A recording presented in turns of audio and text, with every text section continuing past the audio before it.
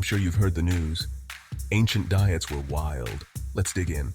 Back in the day, long before Uber Eats, our ancestors had some pretty interesting diets. Think you're adventurous with your food? How about chowing down on roasted insects? Yep, crunchy critters were a protein-packed snack. And get this, the ancient Egyptians had a sweet tooth. Honey was their jam. They used it in everything from bread to medicine. Move over kale smoothies. Romans, they had a taste for flamingo tongues.